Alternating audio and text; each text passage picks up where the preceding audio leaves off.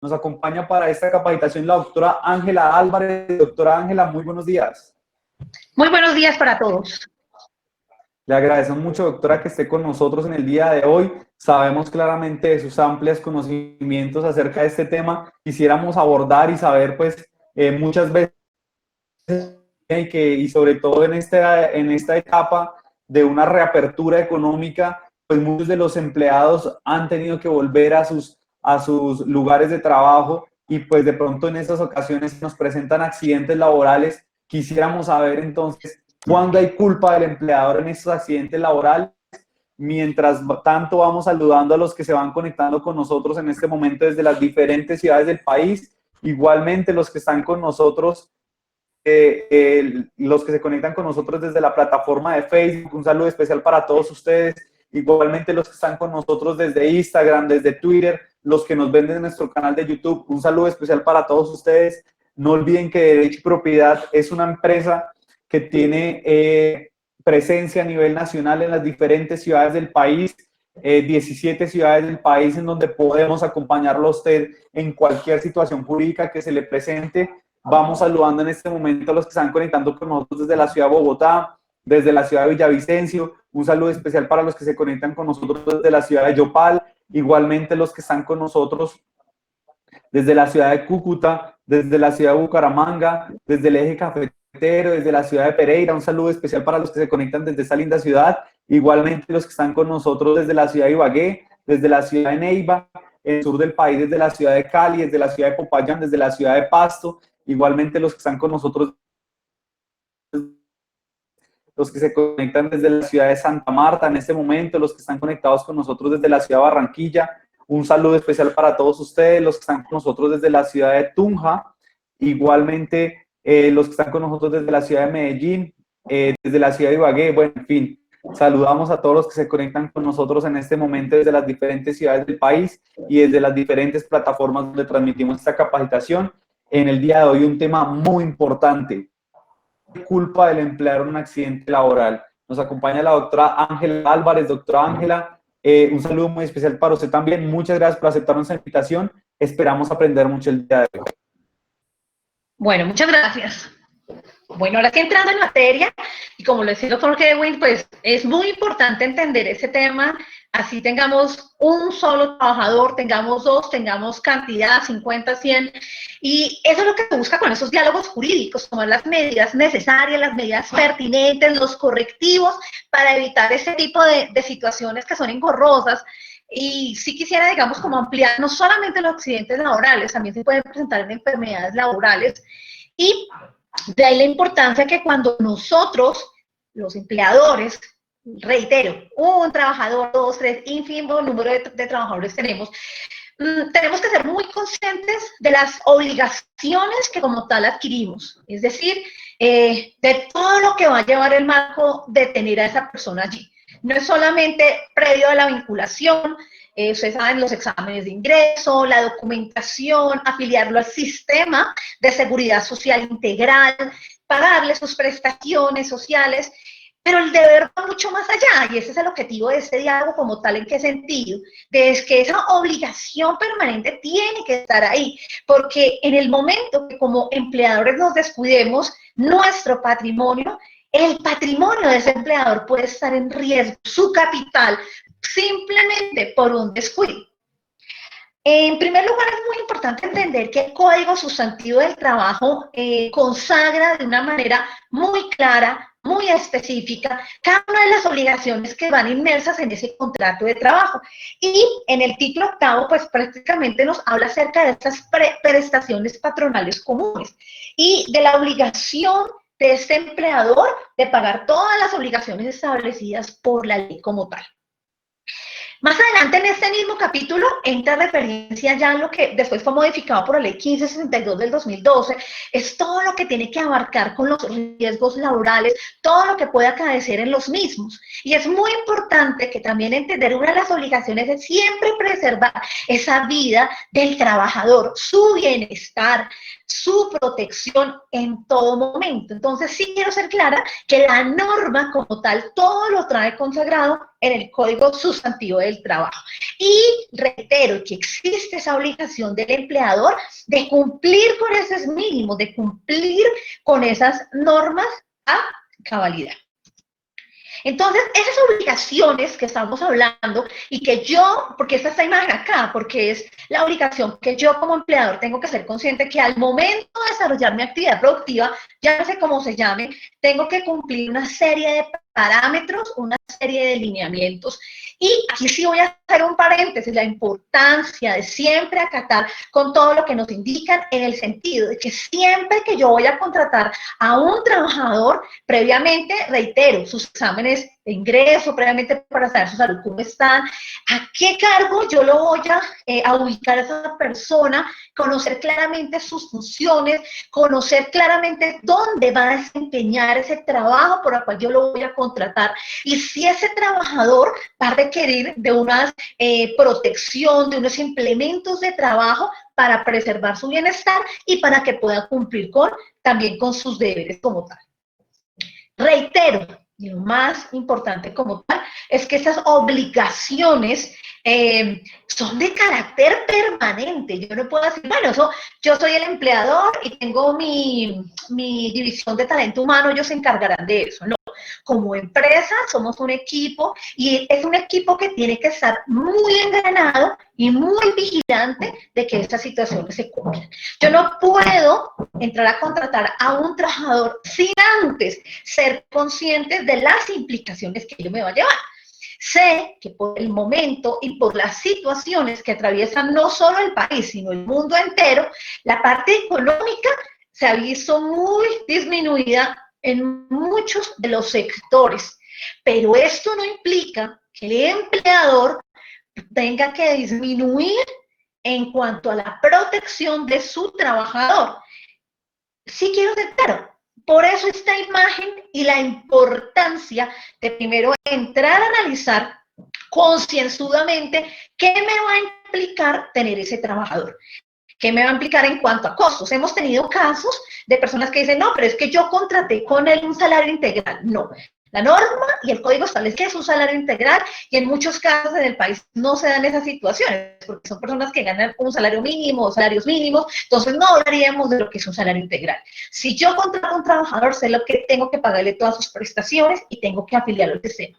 Si yo hago mis cuentas y veo que no me alcanza, tengo que analizar porque el no hacerlo va a implicar no solamente demandas laborales, sino situaciones más engorrosas. Pero ahora ya centrándonos en el tema, lo que tiene que ver más con la culpa patronal, también tengo que analizar y entender mis obligaciones, que siempre, reitero, tiene que ser la de preservar la calidad de vida de mi trabajador. Por eso no solamente los accidentes en cuanto a los accidentes de trabajo que se ocasionen, sino muchas veces, si yo no le entrego a ese trabajador los implementos de trabajo necesarios para desarrollar su función, puede desencadenar en enfermedades laborales.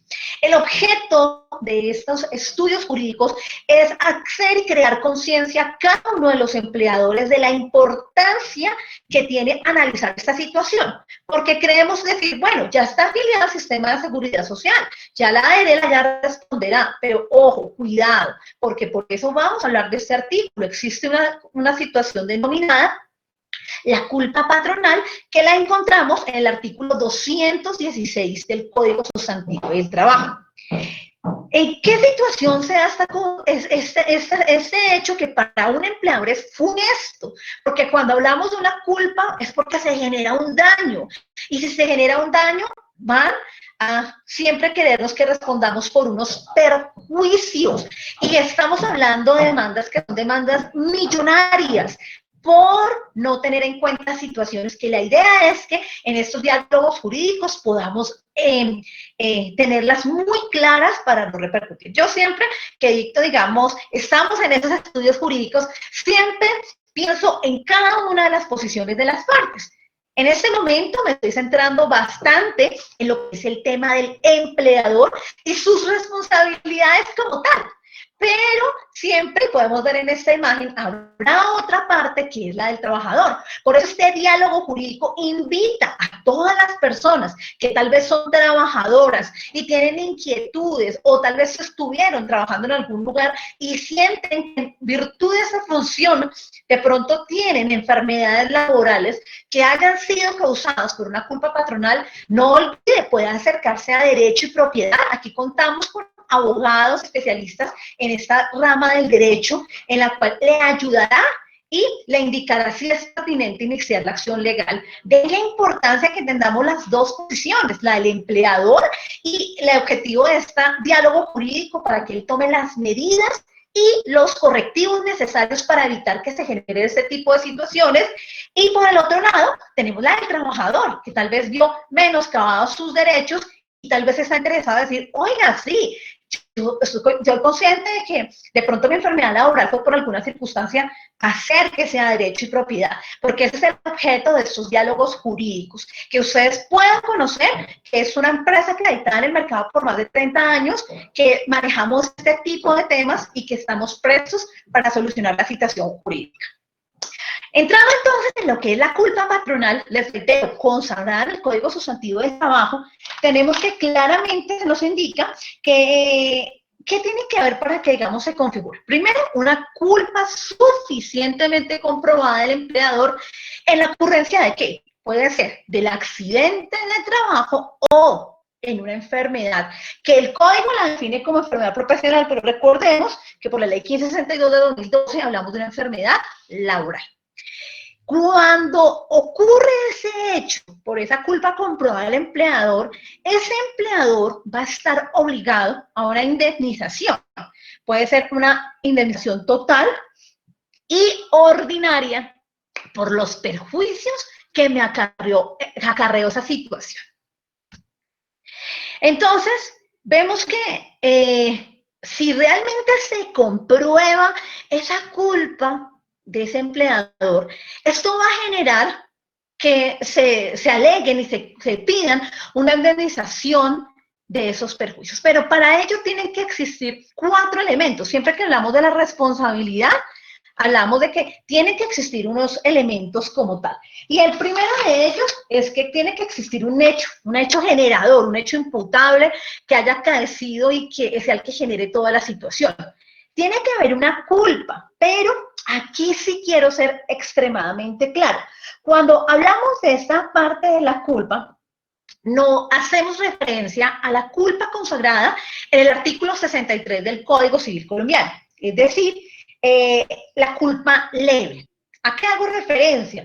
A la falta de aquella diligencia, la falta de cuidado que los hombres emplean ordinariamente en sus negocios propios.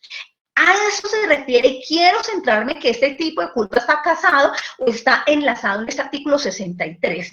Es más como ese cuidado, esa responsabilidad. Por eso yo les indicaba a usted, no simplemente basta con tener mi departamento de talento humano, de afiliar los sistemas de seguridad social, sino que aparte de eso tiene que existir un cuidado, una observancia permanente, porque si yo me descuido, si yo soy negligente como empleador al suministrar los elementos de protección necesarios, por ejemplo, voy a incurrir en esta culpa. Entonces ya tenemos que se generó un hecho, vino una situación de descuido, vino una situación de negligencia, y eso ¿qué va a ocasionar?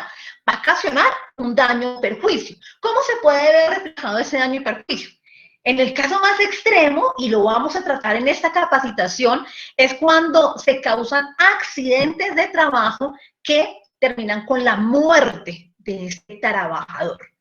O puede ser también que se cause el daño de que, bueno, yo tenía que tener, y vamos a ver la sentencia más adelante, un elemento de protección necesario, pero no lo tuve, y eso me desarrolló una enfermedad laboral de la cual ahora me tiene así. Entonces, ahí es cuando hablamos que existe un hecho que generó esa situación, una culpa, un descuido del empleador, vino un daño y tiene que haber un nexo causal entre estos, entre lo que se generó el hecho, la culpa y lo que generó, digamos, ese nexo causal. Es decir, tiene que existir una relación de causa a efecto entre ese hecho imputable, ese hecho generador del empleador y ese menoscabo, ese daño patrimonial e incluso ese patrimonial que sufre el trabajador, quedando configurados así los elementos de esa culpa patronal. Pero tal vez usted me dirá, no, pero pues, ay, para eso está la ARL y para eso cubre esas situaciones. Pues de ahí la importancia, digamos, de que el empleador, cuando, digamos, empieza su actividad productiva, tiene que tener en cuenta esto, de evitar, digamos, la ocurrencia de siniestros, de accidentes de trabajo. Y aquí sí hago una anotación, y es que cuando hablábamos de la definición en la diapositiva anterior, venga, se me mueve, no se movió. Cuando hablamos en la diapositiva anterior, vimos como esa responsabilidad y esa culpabilidad que tiene que estar suficientemente comprobada y que se evidencia obviamente en ese daño. ¿Cómo se puede percibir, digamos, esta situación? Se puede percibir en el sentido de que se incumplan, digamos, con esos deberes de protección, con esos deberes de diligencia y cuidado.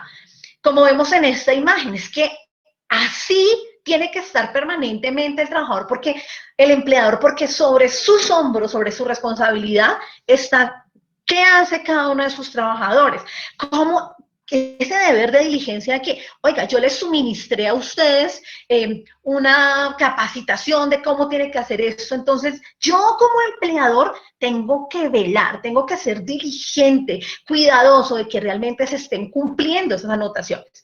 No basta simplemente con decir, no, es que yo empleador, aquí tengo el acta firmada donde yo lo capacité, va más allá que eso.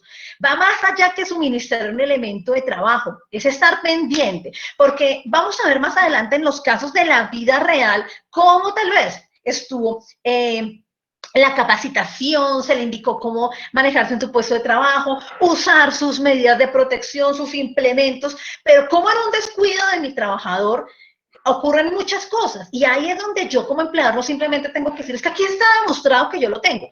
Debe ir más allá, debe haber esa diligencia y ese cuidado al respecto. Y es un cuidado, vuelvo y les reitero, que se cumplan a cabalidad con cada una de las normas que están establecidas dentro de la empresa, en lo que se establecen las normas de salud ocupacional, de lo que se les ha indicado a ellos con respecto de qué se puede hacer, qué no se puede hacer. Entonces, esto, ahí vuelvo y les indico, cuando hablamos de culpa patronal, reitero, hacemos relación al artículo 63, desde que del deber de cuidado. Yo tengo que ser muy diligente como empleador, muy cuidadoso, y que se estén acatando plenamente las disposiciones que yo tengo previstas como tal. Vamos a los casos de la vida real, digamos, para ya entender qué ha pasado con esta situación. En esta sentencia, la SL 354 del 2019 de la Corte Suprema de Justicia, se estudió y se evaluó acerca de la conducta de un empleador que ocasionó un accidente laboral.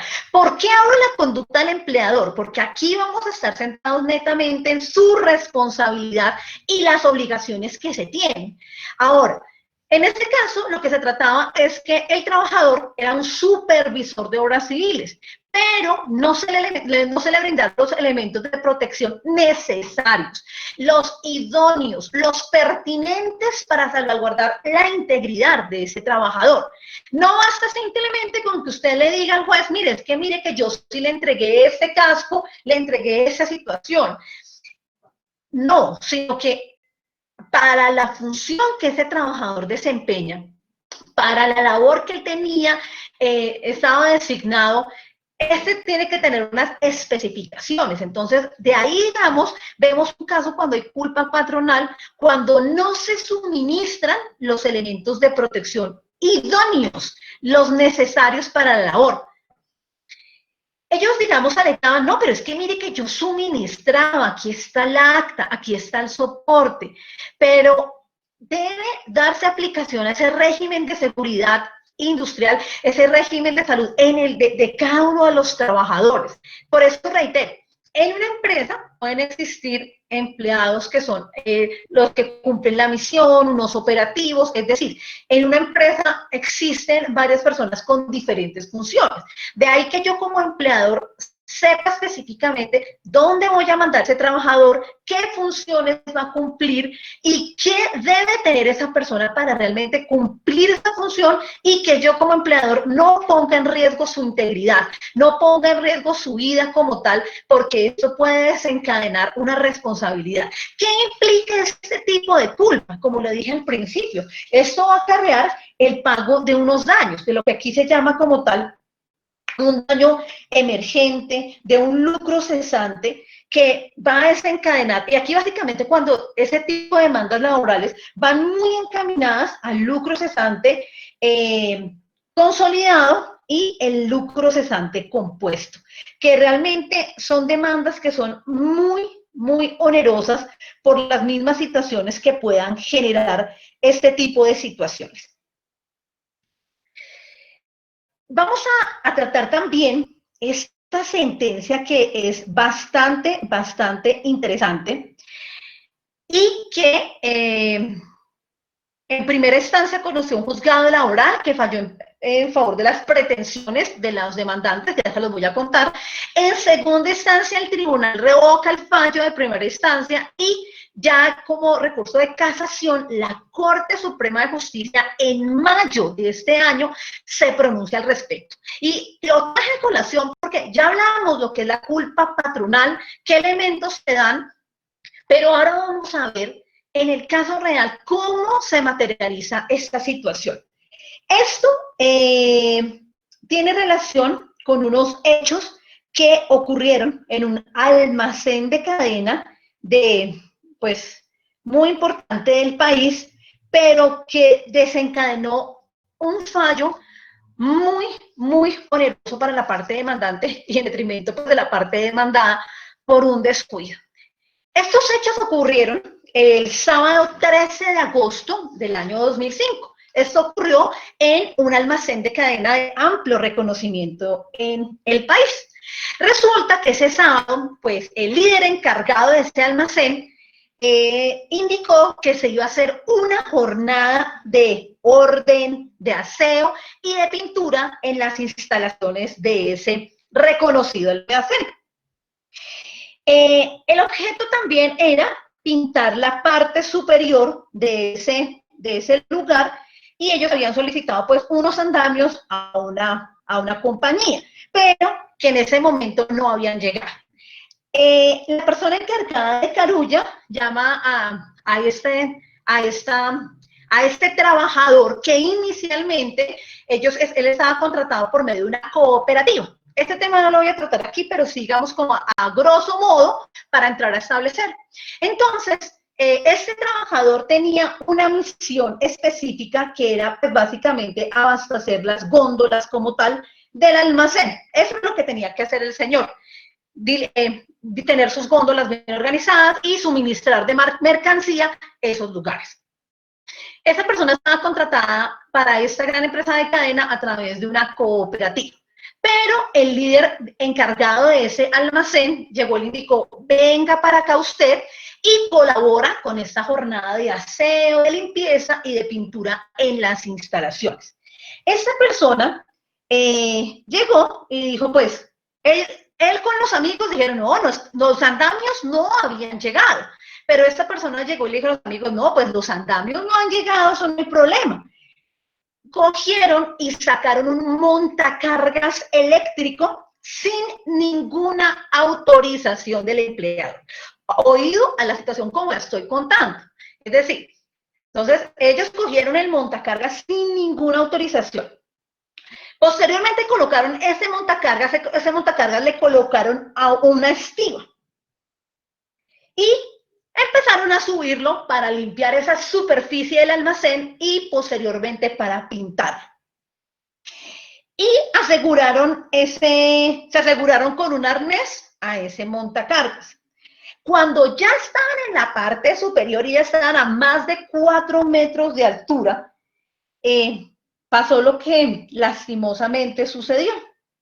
Y es que el montacargas se la dio y se fue de un lado, y eso produjo que el señor cayera de 4 metros de alturas y lastimosamente el señor falleció.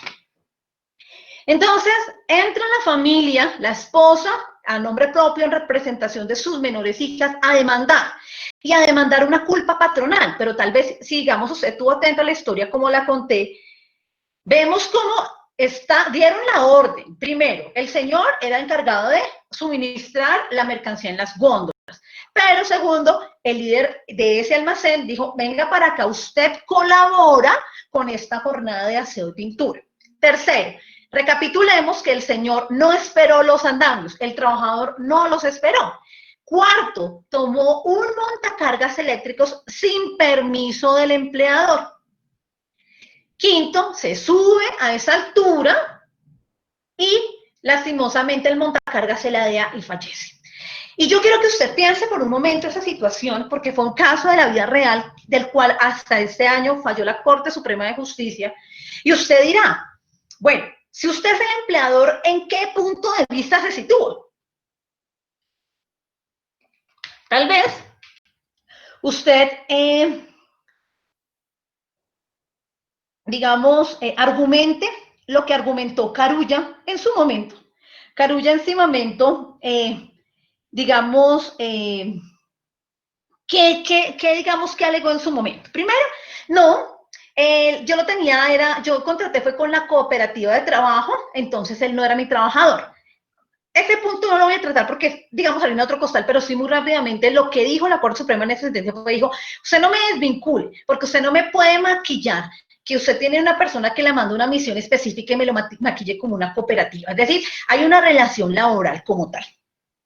Carulla también, ¿qué dijo? Pues Carulla llegó y dijo, mire, yo en ningún momento autoricé a este señor para que se subiera al montacargas. Él, con su propio riesgo y responsabilidad, tomó el montacargas, se elevó a esa altura y a raíz de esa negligencia del trabajador, a raíz de su falta de cuidado, de no acatar órdenes, de no esperarse los andamios, pues ese señor fallece por su culpa. Entonces prácticamente Carulla dice, primero, en primer lugar, él no está vinculado conmigo. Yo no tengo ningún contrato de trabajo con él, así que lo siento. Yo nunca le he pagado prestaciones, yo nunca le he pagado nada. Y en segundo lugar, le pongo de presente que es que todo se debió por culpa exclusiva de la víctima. Podríamos hablar en términos civiles. Culpa exclusiva de la víctima, dijo ese reconocido almacén. Yo aquí no tengo velas en este entierro. Si hablamos de culpa patronal, la mía no es, porque la culpa, señor juez, está demostrado, la tuvo el trabajador irresponsable. ¿Para qué se subió en ese andamio? ¿Para qué no acató órdenes? Esto lo dijo, y digamos fue la alegación de esta cadena de almacenes. Entonces, la familia entra a demandar, vuelvo y le reitero, es por esta culpa, porque por la culpa suya, empleador, falleció mi esposo, mis hijos quedaron sin un padre. Entonces, estas personas iniciaron su demanda laboral para demostrar que realmente la culpa sí era del empleador. Entonces, en ese orden de ideas tenemos que, en primer lugar, y conforme lo reza en el Código Civil, a quien le corresponde en primera instancia probar ese descuido, esa culpa suficiente del empleador, la prueba la tiene inicialmente el trabajador. Él es el que tiene que demostrar que el responsable fue el trabajador. Él fue el empleador con sus hechos. Pero aquí va a haber algo interesante que trajo esa sentencia y por eso la estamos estudiando de aquí en nuestros diálogos jurídicos. ¿Qué pasó con toda esta situación? Entonces, en primera instancia, el juzgado laboral dirimió esa situación y condenó en forma solidaria tanto a la cooperativa como a este almacén de cadena a pagar todo lo correspondiente a lo que tiene que ver con el lucro cesante consolidado, el lucro cesante futuro y los perjuicios morales. Todo esto en una demanda de más de 650 millones de pesos por esta situación. Entonces, en su momento, este almacén de cadena inmediatamente interpone recurso contra esta sentencia, se va para el tribunal. Y en el tribunal básicamente lo que se analiza es esa controversia. Entonces el tribunal empieza a analizar, bueno, verifiquemos el informe de accidente de trabajo de lo que ocurrió en el agosto del año 2005. Miremos cuál fue el acta de inspección ocular del Ministerio de Trabajo que se hizo esas instalaciones. Verifiquemos a ver qué tenía el líder de logística registrado. Bueno, cuál era la actividad a desarrollar, qué implementos se tenían, qué fue lo que acaeció, y se investigó de manera minuciosa ese accidente de trabajo. A ver, también se verificó, bueno, el Comité Paritario de Salud Ocupacional de ese almacén, déjeme ver qué tenía programado como tal. Entonces, vemos que se concluyó en esa segunda instancia por parte del tribunal que, primero, ese almacén y la persona que dirigía esta actividad habían planeado la actividad y de todo lo que se iba a realizar ese día. Pero también se analizó, bueno, ¿por qué tomó el montacargas esa persona? ¿Por qué lo puso en declive?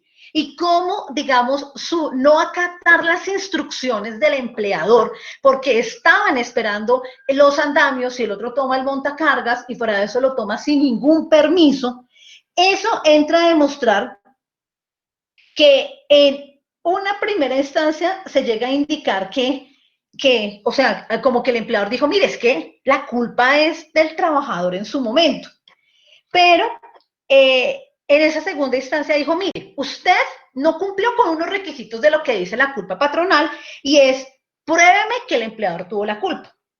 Y lo que se demostró en la segunda instancia por parte del tribunal fue que una imprudencia, la imprudencia de ese trabajador al no esperar los andamios, al no escuchar instrucciones y esperar a lo que se dijera y al tomar el montacargas eléctrico sin ningún tipo de permiso.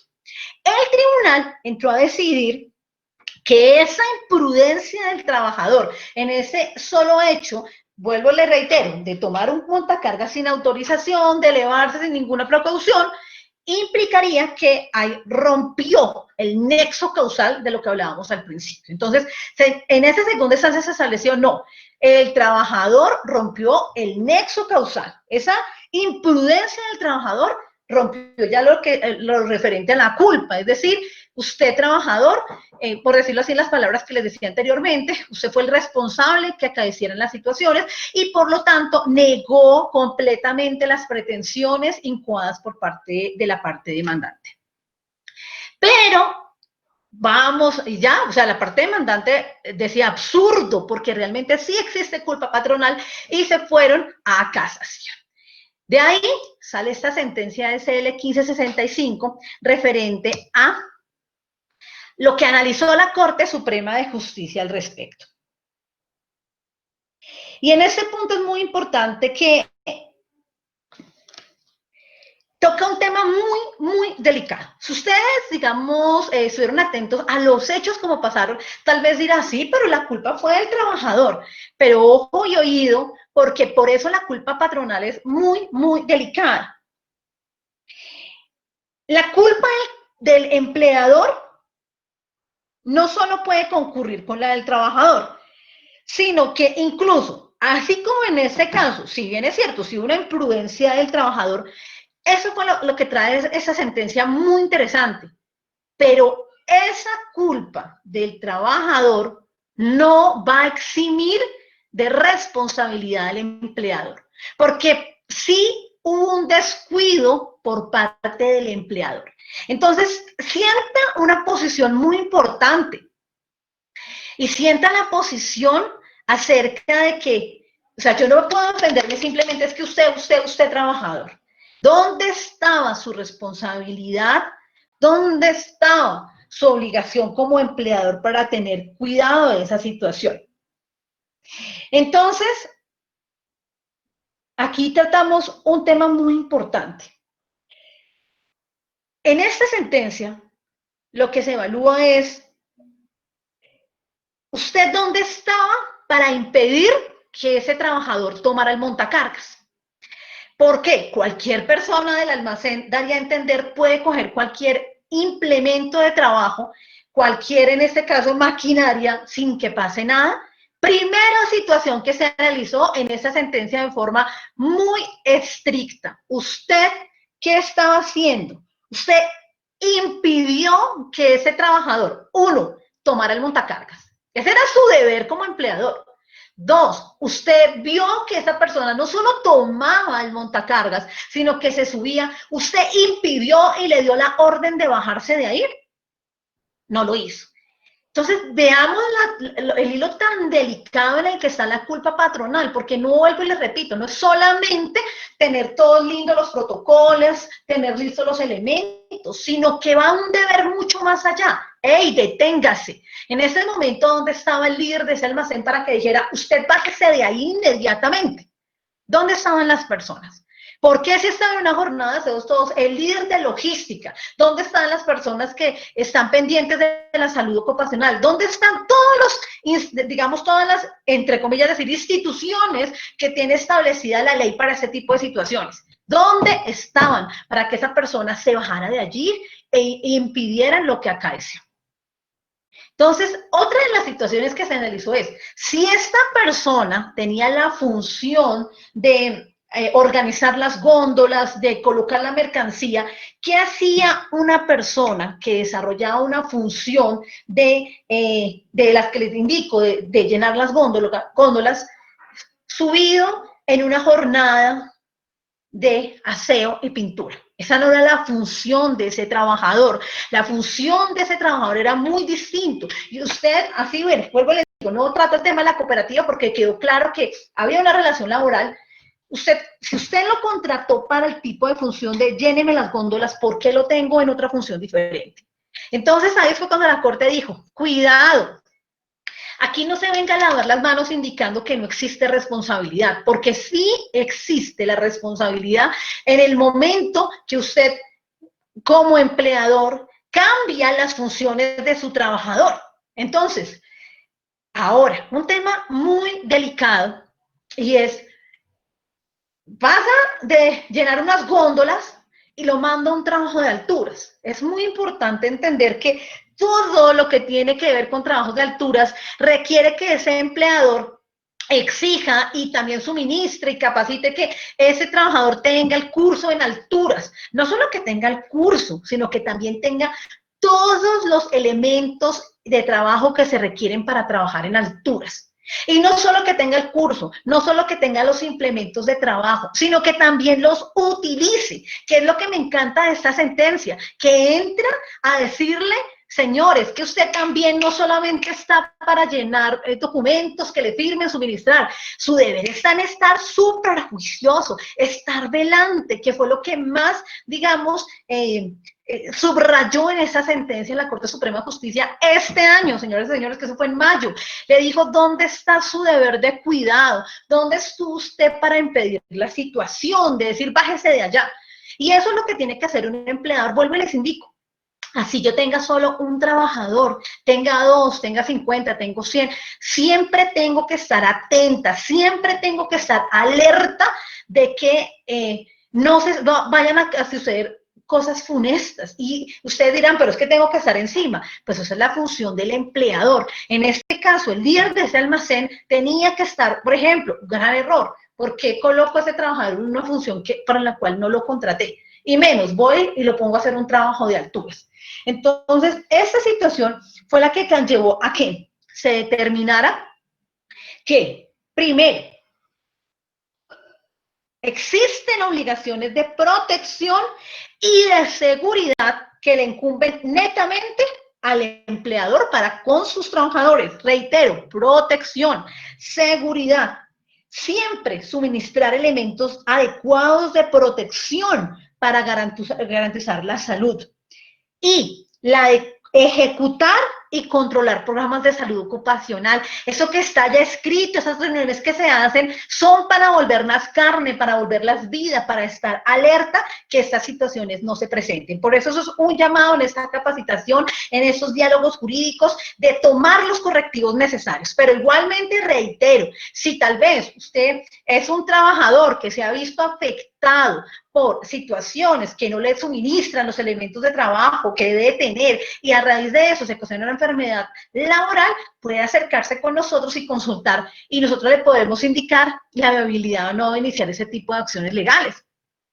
Aquí voy a hacer un paréntesis y una de las sentencias que también estudié al respecto de este tema fue un trabajador que recogía, son de los que recogen las basuras, van en el camión y en la calle recogen, pero a esa persona no se le suministró un cinturón ergonómico que necesitaba y él pudo demostrar a través de una demanda laboral por culpa patronal demostrar que el empleador no le había suministrado el elemento de protección necesario que requería para ese tipo de función.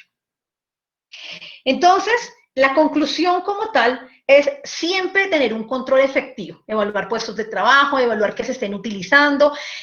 Como empleador incluso yo puedo decir, pues si yo veo que un trabajador es reiterativo y que no te llama los llamados de atención, pero más allá de eso, siempre estar súper alertas y parar las circunstancias para que no sobrevengan situaciones funestas. Y adoptar las medidas preventivas para evitar cualquier tipo de situación que realmente después se tenga que lamentar. Básicamente, entonces, en la sentencia se casó a favor de la parte demandante, de la señora y las niñas, y se ordenó a este almacén de cadena a pagar este daño, este lucro cesante consolidado, el lucro cesante futuro y también los perjuicios acaecidos por ese tipo de situación. Todo por no tomar las medidas de prevención necesarias, porque se planeó y se adelantó una actividad peligrosa, pero no se tuvo en cuenta las normas como tal que tenía. Y no se contó ese tipo de procedimiento, es decir, no se efectuó un control efectivo. Entonces, de esta manera, pues, damos por terminado este diálogo jurídico, invitándolos como tal a verificar si usted se encuentra en alguna de las dos situaciones que analicé anteriormente, la del empleador, la del trabajador, y aquí estamos como Derecho y Propiedad prestos para servirles.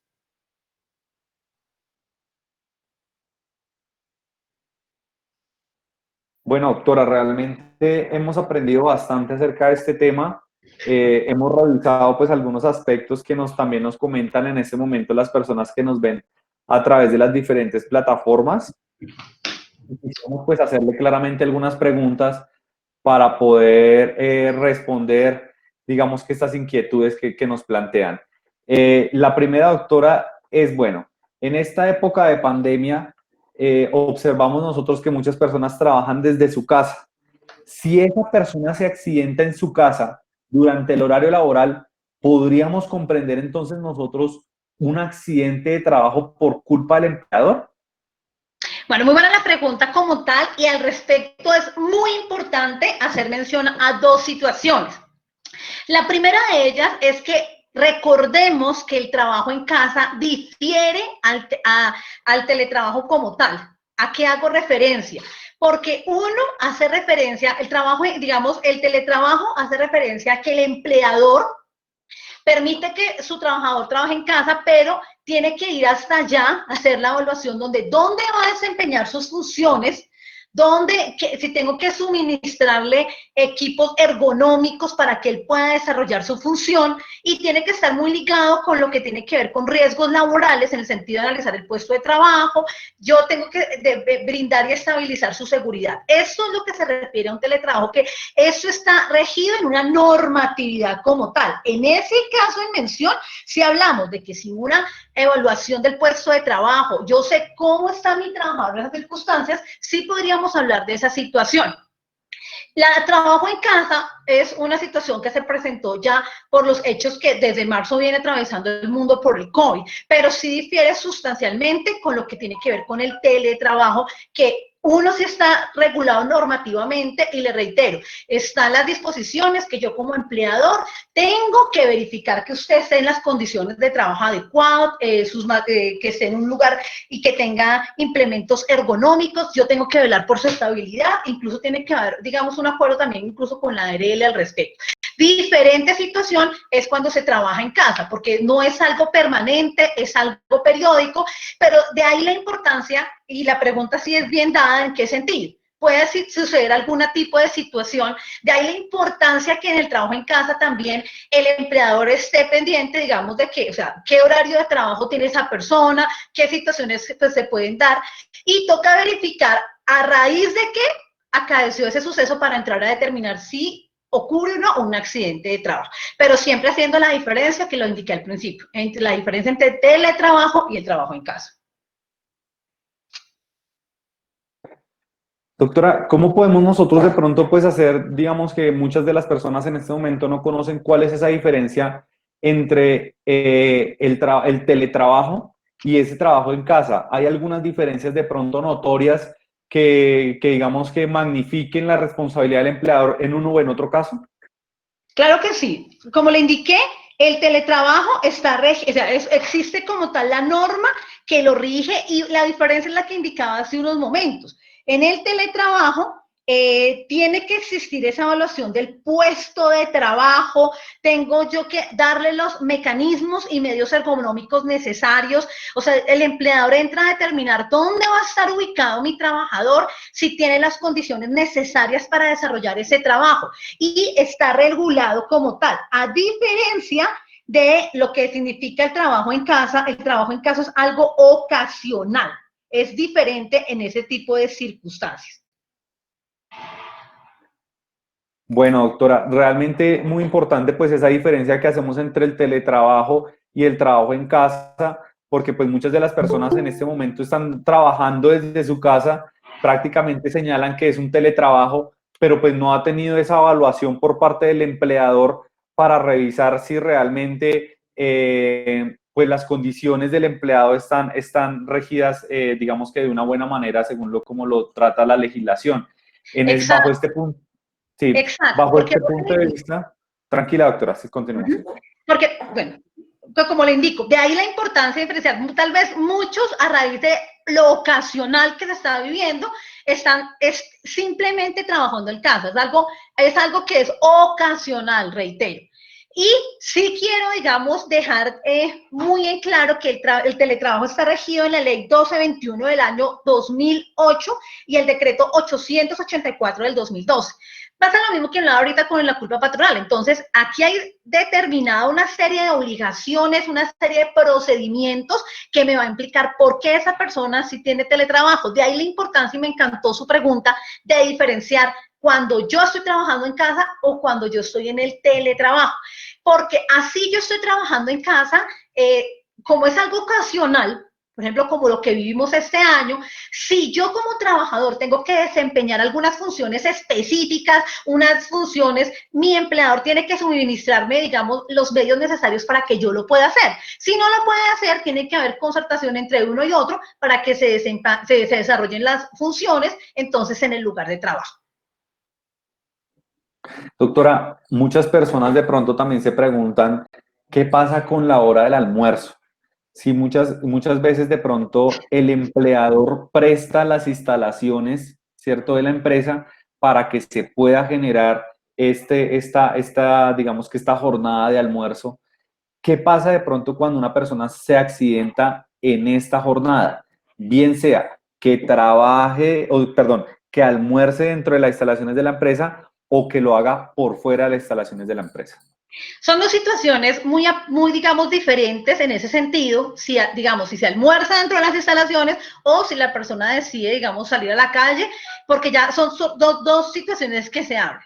Siempre que un empleador esté aquí en mi lugar de trabajo, yo como empleador, y yo lo voy a relacionar su pregunta más a lo que se refiere a la culpa patronal, yo como empleador, y hablando de esa diligencia que yo hablaba al principio, el empleador tiene que tener y suministrar lugares idóneos, lugares que sean pertinentes para que esa persona pueda tomar su lugar de trabajo y en la cual también tengo que velar por su bienestar, que no se vaya a generar ningún accidente, que él pueda tomar la hora. Entonces, cuando hablamos de almorzar dentro de las instalaciones, hablamos netamente de esa obligación permanente que yo tengo como empleador de tener mi deber de diligencia, de prestar y suministrar instalaciones que sean idóneas y acordes para este tipo, digamos, de situaciones como la de tomar la hora del almuerzo. Entonces, lo que se llegue a generar de esa situación dentro del lugar de trabajo, yo como empleador entro como tal a responder. Contrario censo, si la persona ya decide sobre el almuerzo salir, digamos, sin precaución, causó a la calle,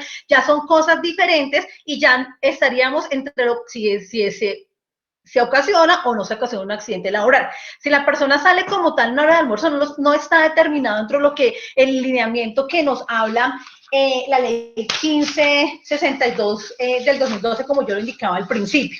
Entonces, sí existe una diferencia cuando la persona entra, está dentro o permanece en el lugar de trabajo o cuando la persona sale. En ese caso, en hora de almuerzo, porque es una hora de distracción. Diferente fuera que yo le dijera a mi trabajador, bueno, vaya a hacer tal diligencia y digamos, ocurre un accidente de trabajo debido a que yo le ordené y en cumplimiento de sus funciones tiene que salir y debido a eso sí se coacciona el accidente de trabajo.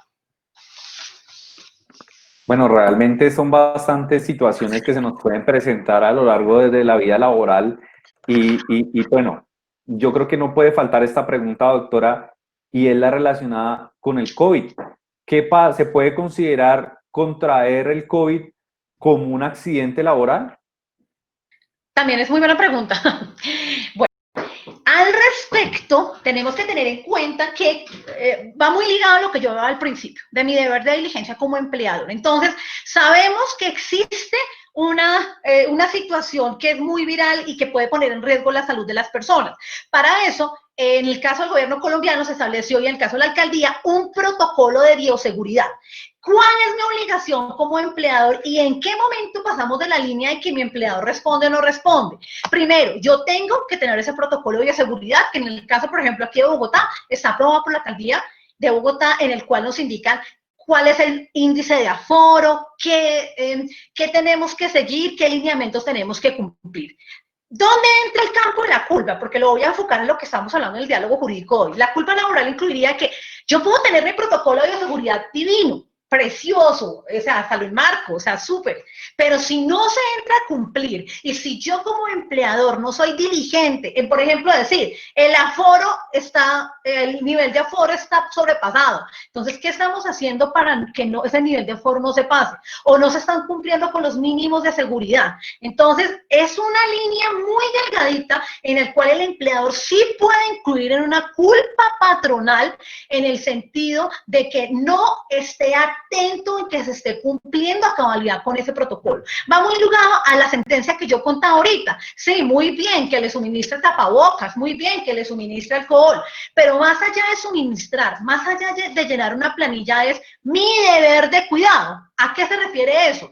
Que digamos, yo sé que mi trabajador lo veo que está sin el tapabocas, que está atendiendo un usuario, que le dio la mano, que se abrazó. Entonces yo como empleador, ¿qué estoy haciendo? Porque no es simplemente decirle después al juez, mire, es que yo le di tapabocas, es que aquí están las medidas de seguridad. No, sino también es hacerle cumplir. Entonces, es un hilo muy delgado que un empleado, digamos que un grupo de trabajadores llegue a contagiarse, incluso hemos tenido casos que fallecen, ahí ya se tiene que entrar a determinar si se están cumpliendo a pie de la letra los protocolos de bioseguridad al respecto.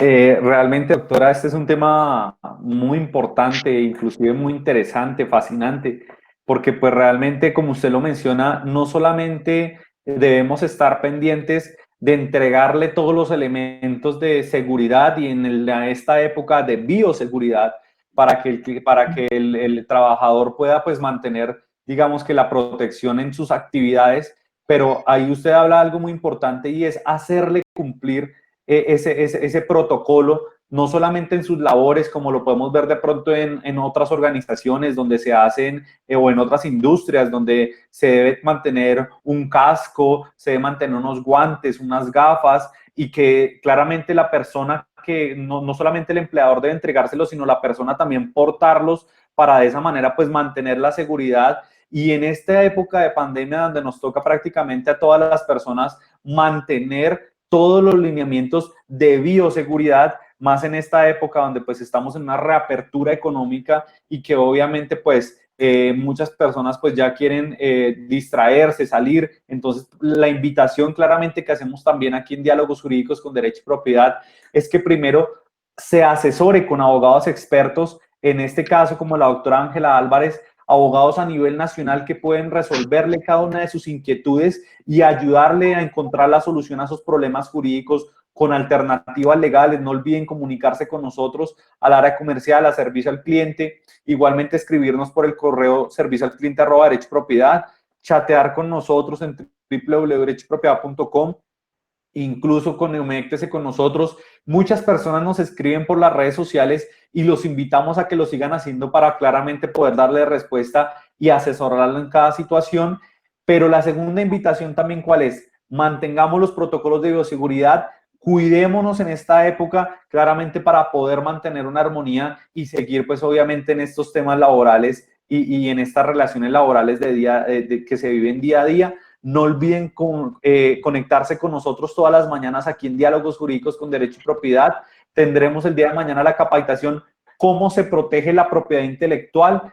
Invitados todos ustedes para que estén con nosotros en esta capacitación, y a la doctora Ángela Álvarez agradecerle por su tiempo y poder haber aceptado la invitación para hablar sobre este tema tan importante como lo es la culpa del empleador en un accidente laboral.